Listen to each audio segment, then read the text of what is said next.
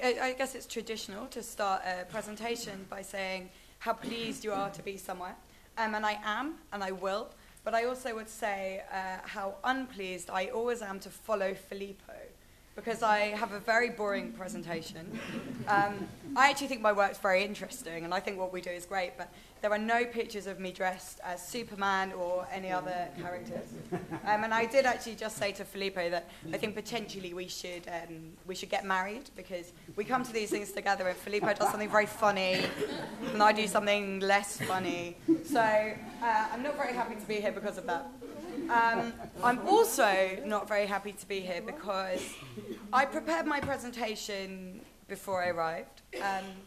And that was before I had the opportunity to sit down with Philippe and Nuno and Bafaldo and the whole team who I met, who told me in more detail about the project. So I admit that perhaps I didn't know enough about the project before I arrived, and I had the opportunity to sit down with them.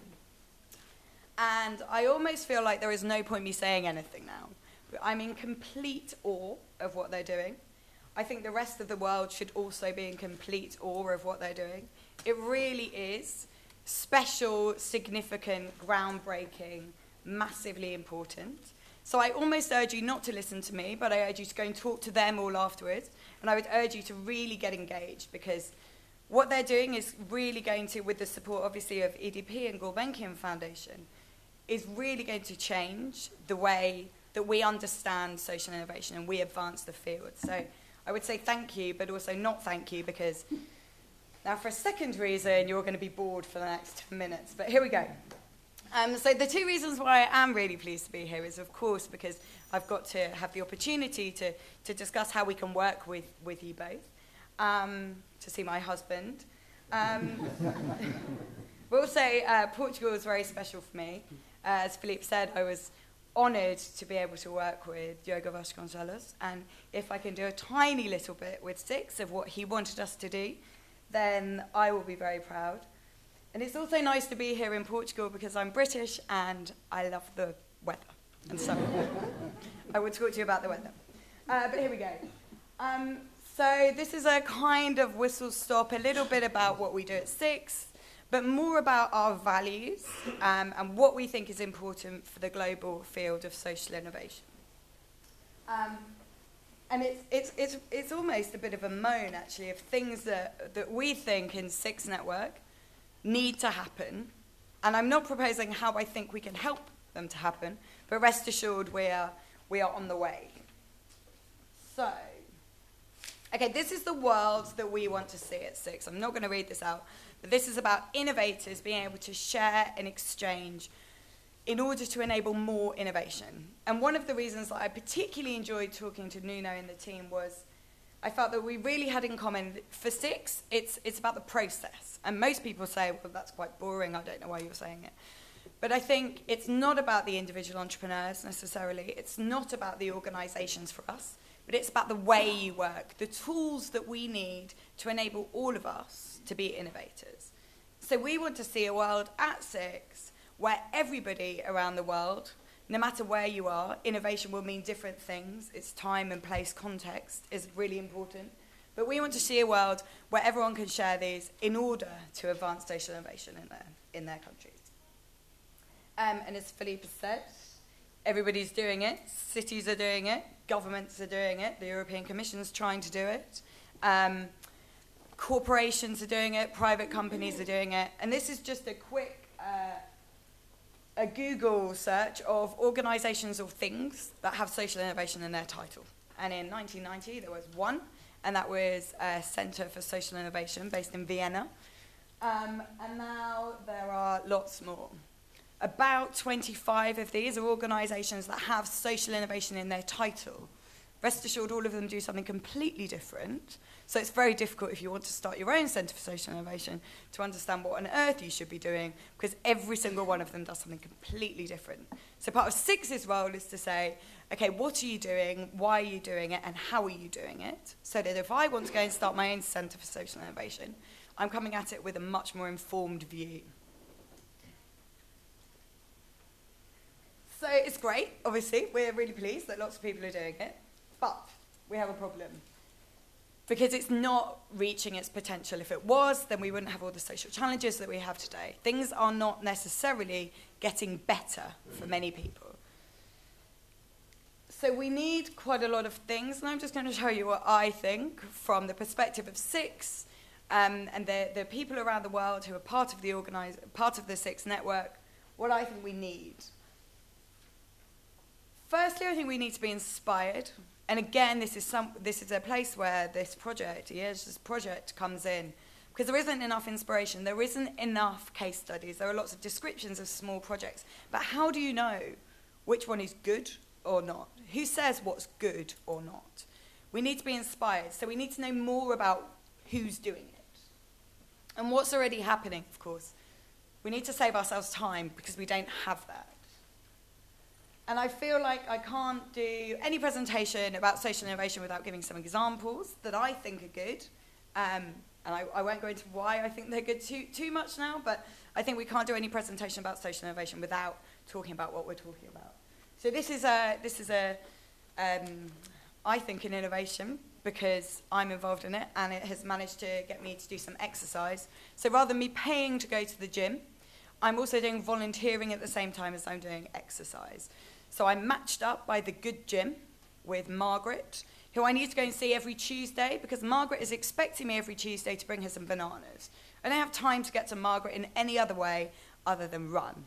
I know if I don't go, Margaret's not going to be very happy. So what is happening is I'm hopefully getting slightly fitter, but also doing a bit of volunteering as well. And on the side, what I can do is check on Margaret and make sure she's okay. So the kind of informal care that she's not getting from a health service or a social services. This is another one of my favourite projects called Family by Family. Project from Australia, which many of you will know because it's had a lot of investment in its evaluation and its communication outside. But there aren't enough projects that have that kind of investment. Again, this is why we're here today. And then you get innovations like Housing First, where the question of homelessness is turned on its head. So they've come at homelessness from a completely different angle, i.e., until someone who is homeless has a house, how can you sort out lots of the other problems that they go through? So those are just a few innovations that I think are inspiring and reason why we're doing it. The how is really important for SIX, as I said. So understanding how to do something. We can all innovate. We can all be innovators. There is a process, there is a way of going about it. Innovation in the business sector or technology sector or in medicine is not just luck. There is a process and there is a way that people do it. So why can we not have that in the social sector too? So this is one of the things that we do with SIX, and again, thanks to the contribution Diogo Vasconcelos made to SIX when he was alive. Using the Cisco telepresence facility to every month bring people around the world all together and say, for example, I want to start an incubator in my country. How do I do it? Who's doing what? And how can we understand the best way for us as a country or a region to do one ourselves? We also need the capacity and skills to do that. And there are a number of tools and courses on entrepreneurship and innovation all over the world at the moment. But this is a new bank of tools that has been developed by Nesta in the UK. It's called the Open Workshop, and it's available free online to everybody. And it goes through the process of innovation from starting ideas to financing your ideas to creating systemic change, and provides a selection of videos and kind of just a nice online toolkit, really. It's very good, though. I'd highly recommend it, the Open Workshop. But there are several others being developed. A lot of important work is being done on this in Canada, for example, as well. As Felipe said, an enabling environment or a supportive environment for this to happen is really, really key. One good thing that Europe is doing, or has done, we think, is this project called Social Innovation Europe, which is essentially creating an amalgamation of the kind of Euclid network and community and the SIX community, but on a European-wide level. And I think Social Innovation Europe is one of those things. that can help support these kind of projects and share that with other European innovators. This looks like a garden party. It's not. This is a SIX event. And the lady, actually, you can see on the right, is a lady from Portland in the west coast of the US. And this is in Adelaide, the most boring town in the whole of Australia. It's very, very far from Portland. And so I said to this lady, Chris, why have you come here? Why have you come all this way to an event that SIX has designed? We do many a year. Why have you come to this gathering at the moment so far? And she said to me, Louise, the kind of work that I do is not easy. In fact, it's really quite hard. And a lot of people around me don't get it. A lot of people around me don't quite understand what I do. And when I come to SIX, and when I meet other people who are doing the same kind of work, they get it. And I can say to them, I'm really struggling with this. And they don't look at me like I'm a failure, but they look at me and think about how we can work together to support it and to enable her to do a better job in whatever she's doing at the time. So what we try and do with SIX events is create this environment that is honest and open and allows people to be honest with themselves and with other people about what's hard. And this point about trust, I think, is really important, because until we have this, until we're honest, until we really invest in other people helping us, then I don't think we're going to get anywhere. So this is one of the key areas of the work of SIX, I think. But we really do need to understand what's happening in our own countries as well. And I think this is, I really can't say it enough. I really think this is where we need to start with this project. Definitions. Does it matter? Maybe not. Maybe it does. But we're all talking about different things, and sometimes we're all talking about the same things in very different ways. So if we can come up with a common language, I think that's step one for enabling innovation to happen in the social field. This point about data, I think, is important, and data doesn't have to be boring. There are really, really creative ways of going out there and finding qualitative and quantitative data. But again, until we are rigorous and understand really what's going on, it's hard to move forward. I needed a third D, so I decided dedication was a potentially good thing. But I also do genuinely think that you need to be dedicated. Going back to this point, this work is not easy. It's lonely, often. So what can we do to make it easier? And I also tend not to criticize presidents or ex-presidents very often. But when Clinton said this, I think he was missing a trick. And I think there's a part of the sentence here that he really is missing. Because it's back to Felipe's point. It's not just about picking up something and placing it somewhere else. That doesn't work like that.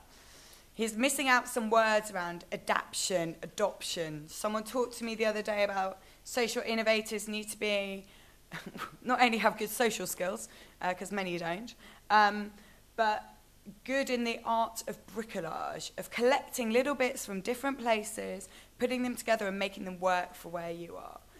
For taking a project, getting rid of the bits that aren't going to work for you and putting in something that does.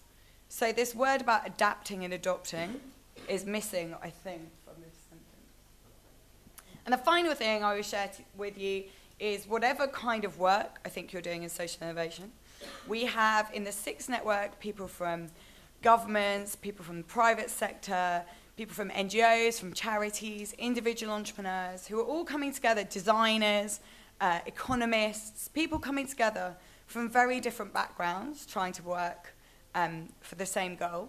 And it's not easy. It's sometimes very interesting seeing these kind of people in the same room.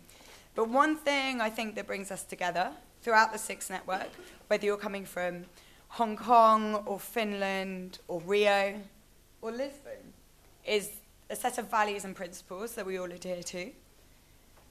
And these are them. So we do celebrate solutions, not just heroes. We really are about engaging and not just informing others. we really do connect as peers, no matter where we sit in an organisation. We really think we need to inspire through action and not just more talk. And we believe, we try to be inclusive. The unexpected is usually the best for us. So, sometimes Felipe. So that's where we are. Don't connect with Six, connect with them. But connect with them and then connect with Six. What Six is going to try and do with the team here is really, one, create some visibility for this project. People need to know how important it is and what's happening and the way they're working. But secondly, other people should be doing this. So Six looks forward to working with the team here and with Euclid and with many of you in the room who we've been working with before, particularly the Gulbenkian Foundation and EDP, to see if we can get more countries in the world aware and doing this kind of work ourselves. So thank you.